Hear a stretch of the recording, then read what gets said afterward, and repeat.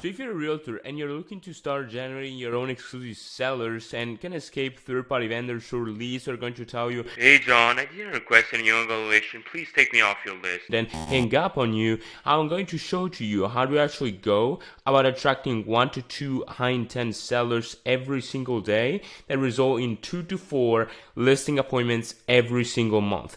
If you want to know instead what's in the backend, take a look at realtyrulers.com/video.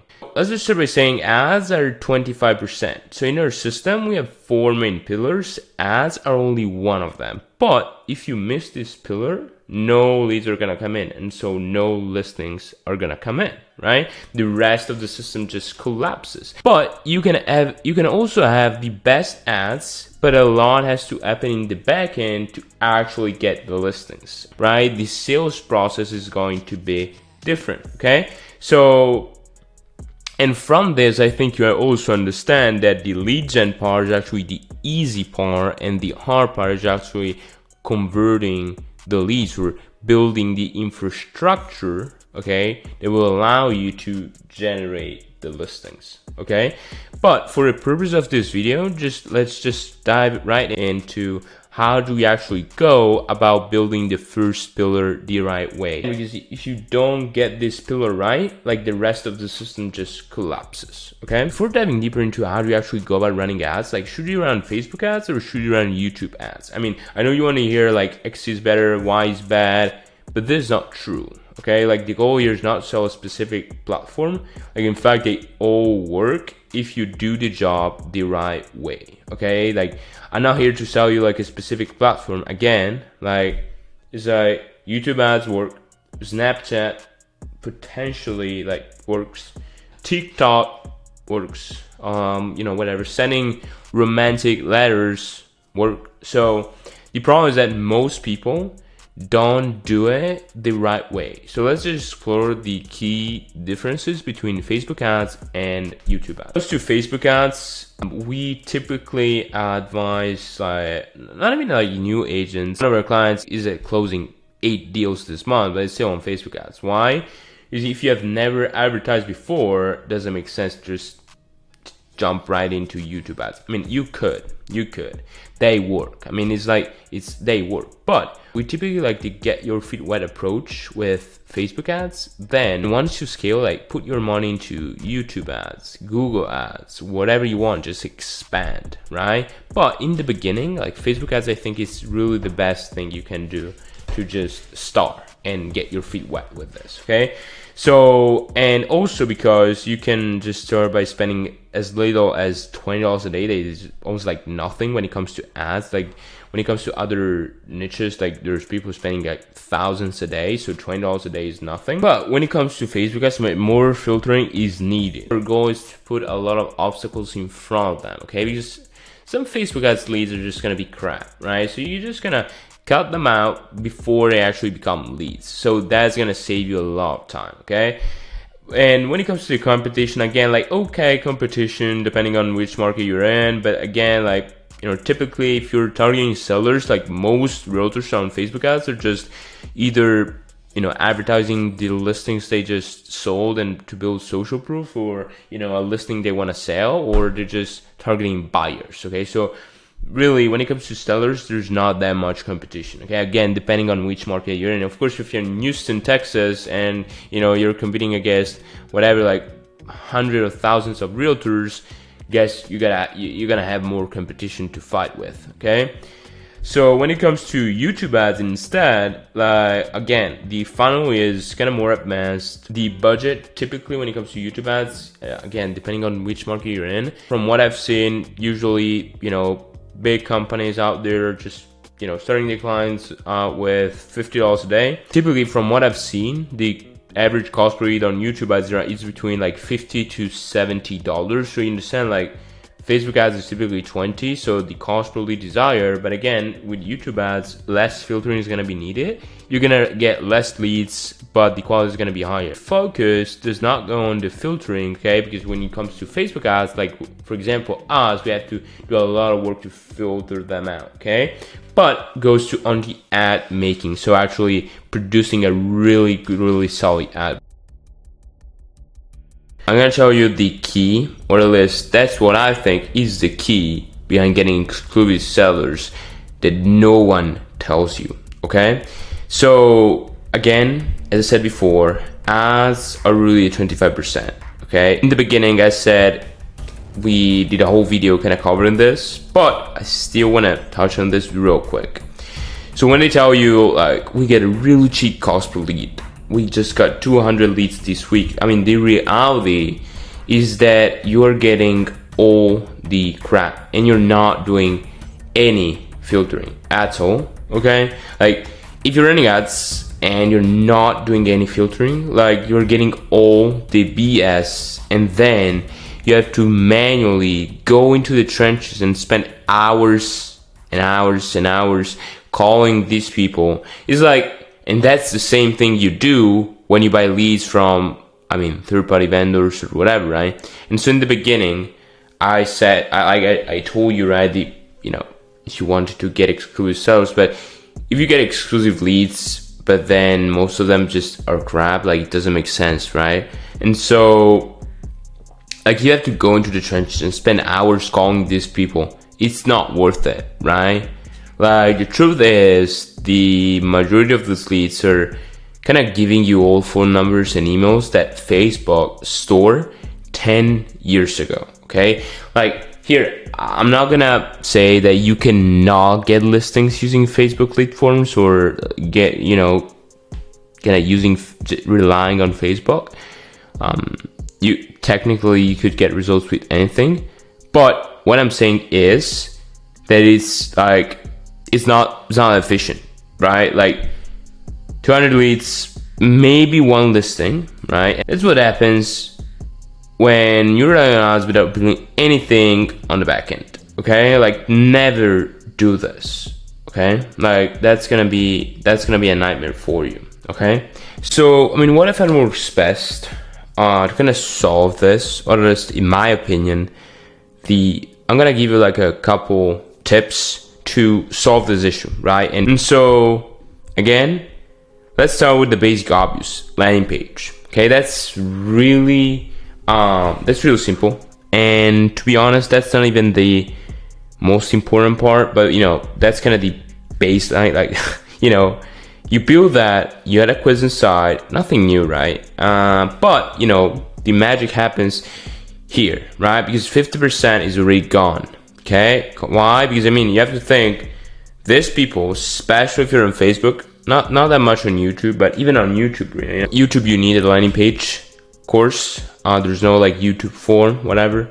But when it comes to Facebook, right, you need a landing page because to deter people who are just scrolling around, they're with their friend, they're talking, they're laughing, they're joking, they take out the phone, they scroll on social media, say, hey, like, oh, nice, let's see, I'm curious, like, how, what's my home worth, right? And so they click on the quiz real quick, and then they expect evaluation. Now, that's really low intent, right? Like they're just joking around with their friends, they're just curious, And then when you call them, they don't expect you to call them, and so it's pretty weird, And so again, let's say instead they take the time to land on an external page, complete a quiz, put the right data in. Now, I mean, having done that, you still want to stand out, okay? Because, having a landing page is not enough. Yeah, yes, you just deterred like a lot of crap, for sure. You saved some time calling them, but now here's that's the most important part. Because again, after settlement, some marketers just seller market in 2024, you have a lot to fight for, like you have a lot of competition, right? And so, I mean, what I would say is that even though that they're exclusive, right, you still have some competition, right? And so you want to stand out, okay? And the key with sellers is winning them over their cousin, their friend, their brother. And so what more do you bring to the table, right? And so again, I'm not saying this, Alex or Moses says this, the money follows value. The more value you give, the more you make. Okay, that's kind of logic, So how do we do that? Well, number one, we need to stand out from the beginning. Okay, and to do that, you want to present yourself. I mean, there are a ton of ways. Video content, sending them like a, hey, this is John here, just got your free home evaluation, just filming yourself, doing that. Or also like a presentation of you, like, what do you do, whatever. I would say like, you can just cut it off. Like, presentation is kind of boring, okay? But, and instead is that what we focus on is highlighting how, okay, our realtor can actually help the leads out, okay? So that's what you want to do. Really focus on highlighting how you're gonna actually help them out, okay? And so they also need to know you, okay, so that they know you might call them, okay? And again, like I said, if they're just scrolling around, they're with their friend or whatever, they're not really high intent, okay? So they don't really expect your call. Even if they're, go all the way, they can look with whatever, they still wanted their kind of automated software evaluation, right? And so they don't expect your call. So if you don't kind of say that either in this personal video message, with video content, with a presentation, like if you don't say this, like when you're gonna call them, again, you run into the issue like I said before, like, I didn't request a new evaluation, and then hang up on you, okay? And so that's gonna, do this. Without doing this, you'll fail.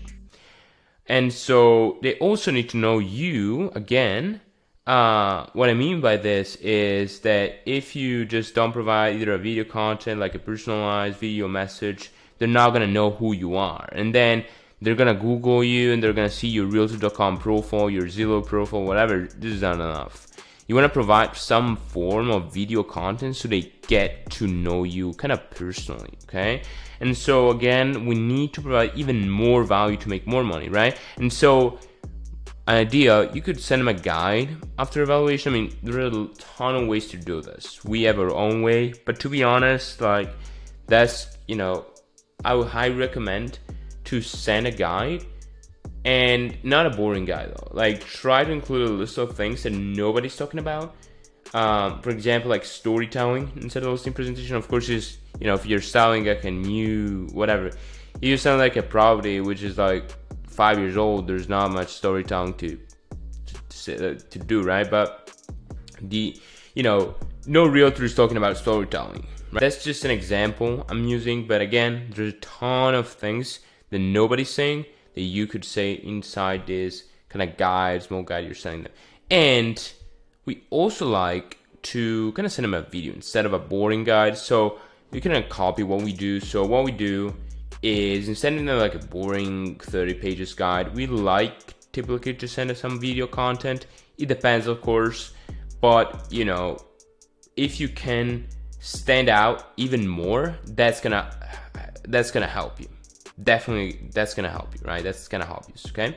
So again, you need to provide more value, okay? So highly recommend you build a system to send follow-up emails, text, content, etc., right?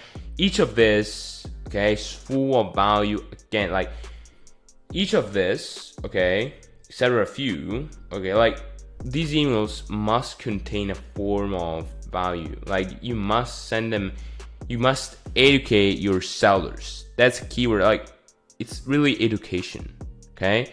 Like, they're used to people calling them without, and like, it's just adding some ammunition, right? Because if you just call them without sending them anything, that's gonna be hard to actually get them to book the listing appointment with you, right? So if you start with sending them this small presentation, then they get to know you, and then you send them so much value that at that point, like they've been nurtured, and so when you call them, they're warm, right? And that's the whole goal, right? And so, I mean, if you want to stand out even more, what we do is typically this is a thing that Brandon Moore-Renning kind of says, and also like other top real estate agents, all the top agents do this. Hand deliver the listing packet and then include a letter and a gift from a traditional town shop, right? So let's say you're from San Diego, bring something local. You're from Los Angeles, bring something. Like, you gotta deliver something local and deliver the listing packet. This is after they book the listing appointment. At that point, once you go in and you talk with them, like, you're just up here, right? Other realtors are down here, and then you're just up here. You send them so much value, like, you've nurtured them, you have handled it, like, you even, like, you know, send them a gift. Like, at that point, they're curious to know, hey, like, you know, this guy, I guess this guy kind of gets it. And again, people want to list their property with people who get it. You want to try to do everything in your power to make sure they feel like you get it, okay? And so, again, I'll just, do you think they'll forget you now? Like, every seller, you stock with another 5 realtors at the same time, okay? Even if they're exclusive. Like, they have a brother or a cousin. If they're not exclusive, like, they're literally talking with 15, 20 agents. Like, I don't know, like, if they're not exclusive, they're not, like, they just get 4 listing proposals that same day. Like, if they're not exclusive, like, they're being called by everybody that same day. But even if they are, that doesn't mean they don't have a brother or cousin. 5 is kind of exaggerated, but they have some sort of a friend who is also a realtor, and you are fighting against these people. So, if you just kind of try to follow this, your ads will, perform a lot better, right? Again, ads are just the 25%. Now, what we're going to do, we're going to talk about some results we got for our realtors specifically when it comes to ads, and then I'm going to walk you through our 2 main pillars behind the ads we run, and then in the end, I'm going to walk you through how to create a campaign like ours yourself. But again, just remember, if you don't build anything in the back end, you can have the best ads out there. They don't matter, okay? So let's jump right inside, one of our ad accounts. Okay, so now we are looking at one of our case studies ad accounts. So Jake Neville's one.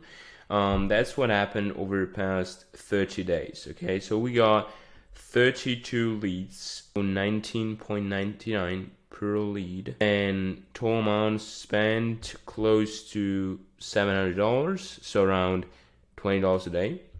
Taking into consideration that these leads have been generating like sellers who are not like just clicking around, some of them are just bots or fake emails and phone numbers.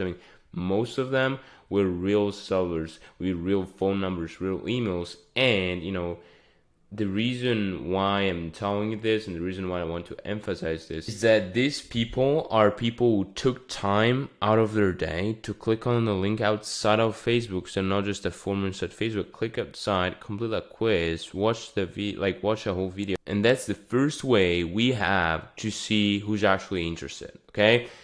Now they have to jump through hoops to give their information. Of course, we'll qualify in the backend, right? But who's the man who's really like wasting their time, clicking on a link outside Facebook, completing that quiz, putting in an address?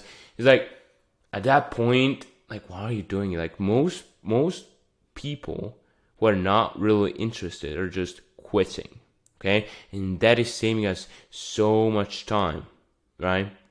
So now some weeks have been worse. Like, those results are pretty solid, but even if you're doing everything right, some weeks are going to be worse and some are going to be better, okay? For example, this week was pretty bad, $31 per lead. It's like, but then, key here, what we did, instead of like panicking around, we did some optimizations, especially to the way we're getting our data, we're giving our data to the platform, and we put all the money inside the creative who was winning and who was driving all the conversions. So then take a look at what happened after we did our optimizations. So last week, boom, $18 per lead. Bam. So that's the way you do it. Instead of panicking around, just optimize whatever you can, and you just wait 7 days to see the fruits, okay? So in some weeks have been crazy. Like, take a look at this week. We've been getting $14 leads, okay? $14 sales. And again, not just bots, but sellers actually taking any time out of the day to complete their quiz, watch a video, whatever, okay? So, and now you can also verify this yourself. Go and watch our case study inside our website, realtyrulers.com, if you want to listen to Jake, explaining how we're getting these results and what he's doing in the backend. Quick update, since this video is taking a while on dipping fulfillment. Here time passed, a couple weeks passed, but we got, the results stayed the same. In fact, the last 7 days we got a cost per lead which is again below $20, and we got 7 leads. Keep in mind, one of these leads also booked a listing appointment, and he came from the home repair audience. And as you can see here, even though the home repair has the highest cost per lead, again 2 listing appointments came from this exact audience. So that's why you gotta be careful about this, but I'm gonna talk about this later. Here's another ad account plus 30 days. We spent around $600, so almost like again $20 a day. Here's what happened, okay? So with this account, like the reason I'm showing you this is to demonstrate that cost per lead, yes, it is a valid metric, but for example, this account had a cost per lead of $34 per lead, okay? But what if I told you he got 4 listing appointments the past month? Like at that point, you will say, okay, who cares about cost per lead? And that's exactly the point, okay? And in fact, one came in yesterday and we didn't even have to call him, but we just, booked the appointment through text, okay? What we noticed is that in some markets, the lead volume will be lower, but, instead, like the lead quality will be slightly higher, okay? Again, like lead volume is going to be lower since less people are buying or selling. If you're in Houston, Texas, instead, the lead volume might be higher, but the quality might be slightly lower, okay? So, again, like the whole point is just, who cares about cost per lead if you get 1 listing appointment every week, right? But we still wanted to fix the issue, okay? Like, we wanted to get this account to do that $20 cost per lead, okay? So what did we do? So we just came in, we relaunched another campaign, okay? And, past 7 days, okay? Here are the results we got. So $22 cost per lead, as you can see here. So fixed, like almost fixed. We're almost like at $20 per lead. And keep in mind, again, like first 7 days of a campaign is just warming up. So I think next week we might be able to touch the $20 cost per lead mark, okay? And yeah, we got 5 leads, $22, and again, one of these actually resulted in a booked listing appointment, okay? And what we did to kind of lower the cost per lead is, number one, we tested out some new creatives. Because, in smaller markets, they tend to fatigue faster. And number two, like we noticed that a lot of people were clicking from old phones, so they couldn't see the form above the fold. Okay, so what I mean by that is when you click on a landing page, one of our landing pages, you always have to, see the form above the fold. So that's the first thing you see, right?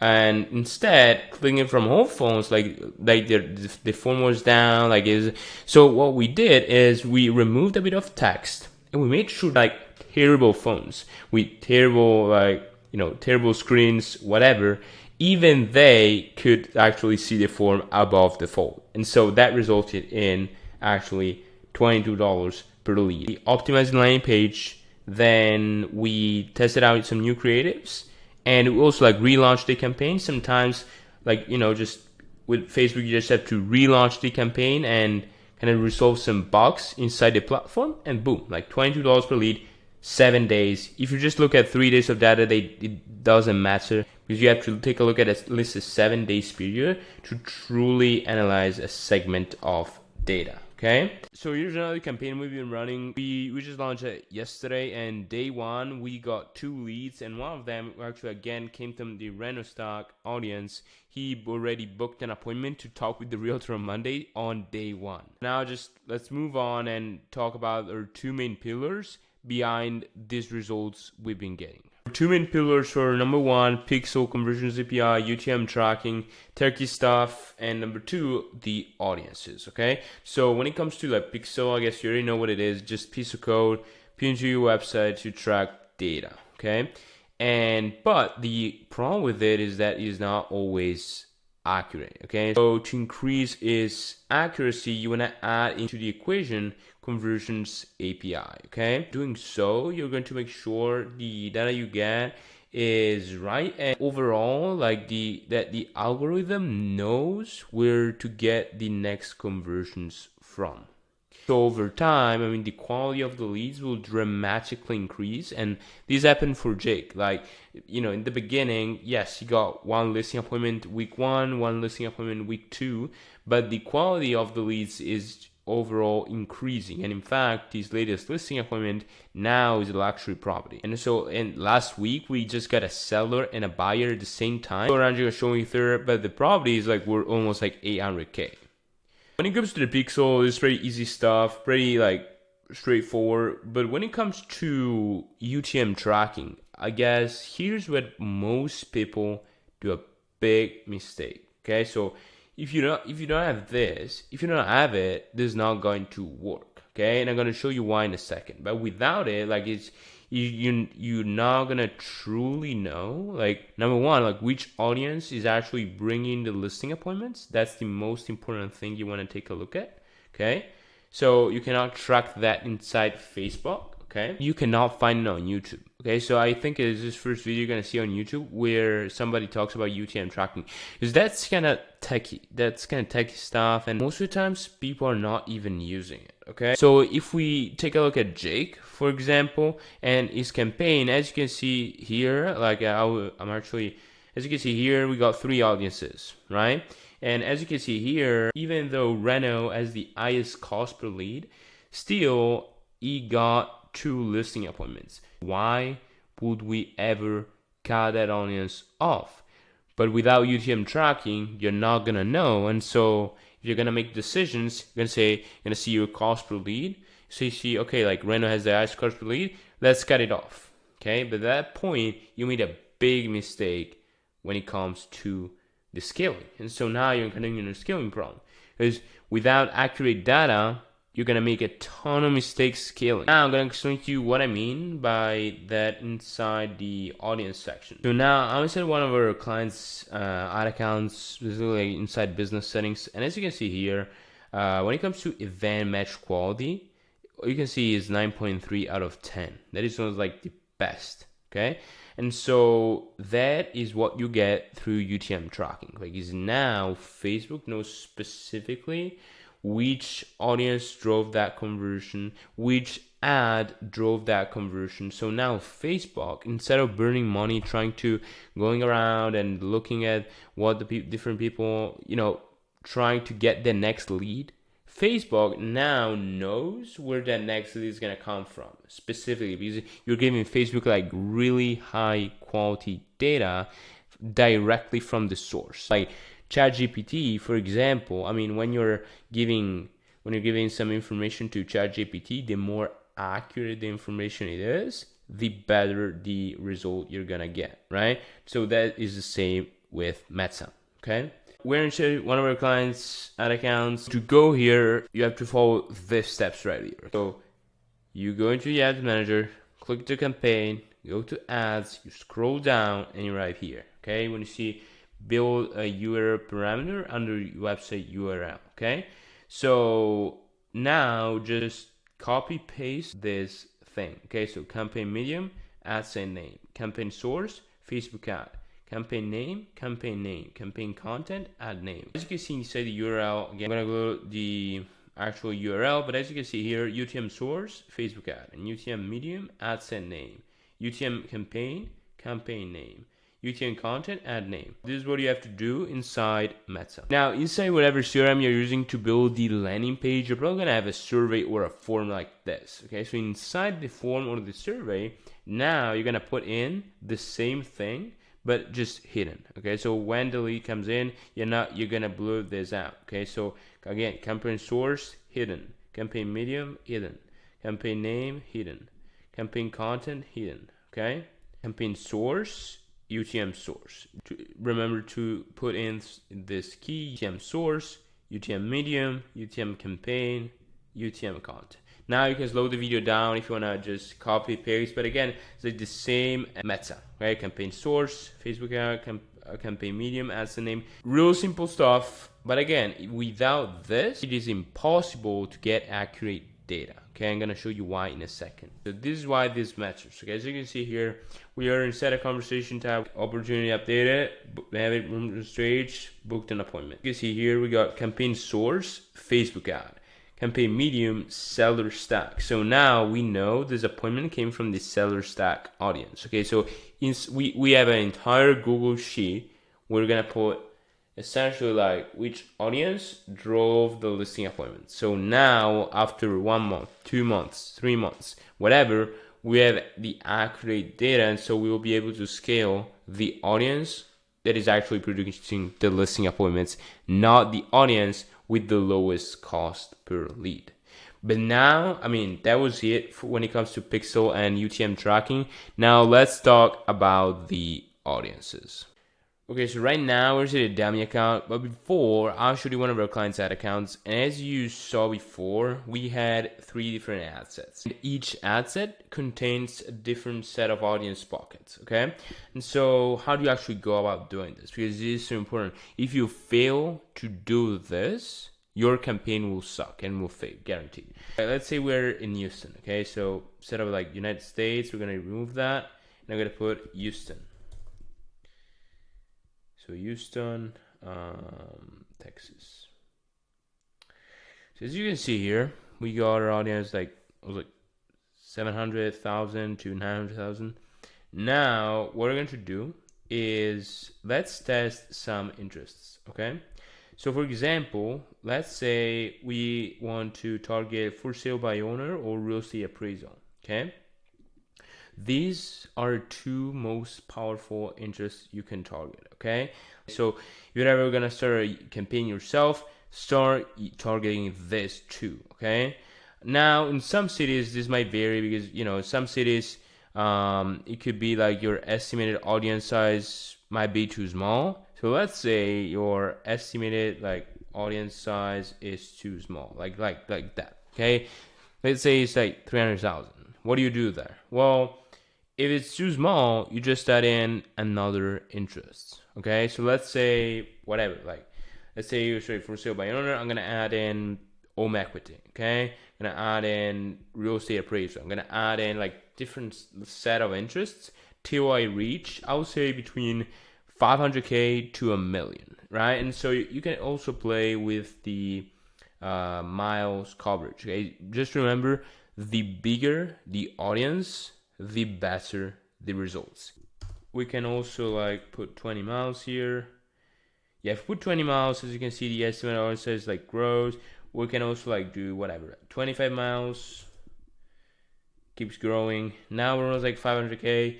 We could leave it here, since again, like what you have to remember is that we're targeting, like we're running ads, but we're real estate, okay? So local business, okay? We're not in e-commerce or whatever. So even though this is a very small audience, we're still in real estate. So still, technically, we could actually just leave for sale by owner, okay? Lastly, what I'm tell you is never put all the money into one audience, okay? Let's say we create like whatever.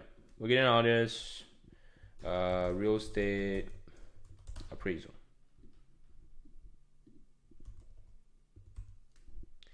Okay, and we got almost like 1 million. Okay, let's say this audience sucks. What do you do then? What are you gonna do? Okay, so you gotta create, I would say like 3 to 5 different ad sets depending on the money you have. So of course, if you're spending $20 a day, you're not gonna create 5 different ad sets. You gotta spend at least $5 a day on each ad set. I'm gonna show you like one last trick you can do, right? So Facebook nowadays is really good at finding the right audience for whatever ad you're running. Okay, so if I'm running real estate, Facebook is really good at finding people who are actually interested in what my ad talks about. Okay, because you have to remember, the whole goal of Facebook is just keep people on the platform. Okay, so now it is really, really, really good. Okay, so now, I mean, I showed you kind of how do you go about creating your audiences. Now let's create a live campaign together. Campaign objective: leads, manual leads campaign. So if you want to start running a Facebook ad campaign, just copy paste whatever I'm doing and you'll get leads. Now maybe you'll probably do some mistakes optimizing it. You'll probably do some mistakes with the audiences, but that's normal. But if you want to learn how to do it, I mean, you can use this setup as sort of a baseline that works, and then you can learn from there and learn from your mistakes, I guess. So again, like new leads campaign, whatever. So categories here, remember to specify housing. Okay, so if you don't, you're gonna get banned very fast. Okay, so then when it comes to buying type auction, campaign objective, leads, yeah, I wouldn't do A/B test and event campaign budget. Click on next. Okay, so now here you might want to try instant forms if you're terrible at creating landing pages. What I do with my clients, I always create a landing page. Always. Why? The quality is so much better. You have to think about it. Like, what's the intent behind somebody just clicking on a random form on Facebook? Very low, right? Instead, what's the intent of somebody clicking on an external landing page, going all the way there? I mean, like taking 5-10 minutes out of the day to do whatever instead of just filling a random form. Like, that's different, right? So if you're terrible, I mean, if you follow my like UTM tracking thing setup, you can go and create your landing page. Okay, you know, I'll do website. Okay, because the targeting is so much better. Okay, now when it comes to goal, just put maximize number of conversions. Then here you're gonna create your pixel. Then dynamic creative, I will turn that on. Okay, and then budget and schedule, I'll set daily budget $20 a day minimum. If you don't, you're never gonna get results in almost like any market. Okay, if you're in Boise, Idaho, that's fair. Maybe like your cost per impression is gonna be so low that you can start with $10. But with sellers especially, I will set minimum with $20 minimum. Okay, so when it comes to audiences, I just showed to you, so I'll go real fast here. I mean, location, gonna put your city, and you cannot touch age and gender, so just leave this as it is. Detailed targeting, I would start by, let's say, you know, whatever. If you want to create I will leave one open, then I'll put $5 a day in it. Then, you know, whatever you can try depending on your city, right? You can play with real estate appraisal. Then I'll put for sure for sale by owner. These two are the best. Like, if you can get your audience size to at least 500K, I would just start with these two. Then never put all your $20 here. You know, one other asset would be, so this ad is gonna be spending at least 10. Then you have to create at least one other asset and spend whatever $5 to $10, and I don't know, like one could be open. So you could create an asset without any audiences. Okay, creative, and you can think, okay, I mean, if I had to sell my home, like, what would I be interested in? So you could think about whatever. Like, you could think about home repair, for example. Lots of different interests, but these two are the best. Okay. Now, when it comes to languages, leave all languages. And then placements, I'll recommend just starting out with advantage placement. You're going to notice some placements are going to perform better. But, you know, that's kind of personal, and that is really depends on what you want to do. So I recommend just start with advantage placements. Facebook now is really good at finding the right placements for you. Okay. Now here, you could just upload whatever creatives you have. Okay, so copy, and most people really overthink it. What you can do is just go to the ad library and find out what are the best creatives in your market. Okay, because this depends on the specific market. Okay, the thing I can tell you though, usually the cost per lead with video creatives is actually much higher. So you gotta be careful, especially if you're in the beginning. I recommend just static creatives. Just go to the ad library, So right now here, you just put whatever creatives you have when it comes to your ad. And when it comes to copying creatives, just go to ad library, United States, housing, and whatever market you're in, whatever. Let's say you're whatever, like let's say you are in Miami, whatever. You're gonna search like Miami home valuation, right? Thing here, video creatives usually, okay, like this is not even like a to attract sellers. I mean, this is just to attract buyers. But usually video creatives, when it comes to sellers, they have a higher cost per lead. So I would recommend, if you're starting out, just use static ad creatives. Here, selling your home, as you can see here, just different photos. This typically they don't work, they don't do very well. I mean, these two creatives are really good, for example. So another thing you can also try, ask ChatGPT what, some tips, right? I wouldn't let ChatGPT write your copy. Usually kind of sucks at doing that, even if you're using like a ChatGPT 4. The reason being is that, I mean, ChatGPT usually, when it comes to writing, like it usually spot that it is AI, okay? So I'll just ask for tips. So for example, act as a copywriter. How can I improve my copy? Instead of just delegating the work to ChatGPT, and I guarantee to you, if you try to copy and paste a copy from ChatGPT, your ad will fail. Because if you see an ad and the copy looks weird and you're not gonna click on it. Okay, so now I guess we are done. I mean, again, this is just a basic structure. There's a lot to talk about.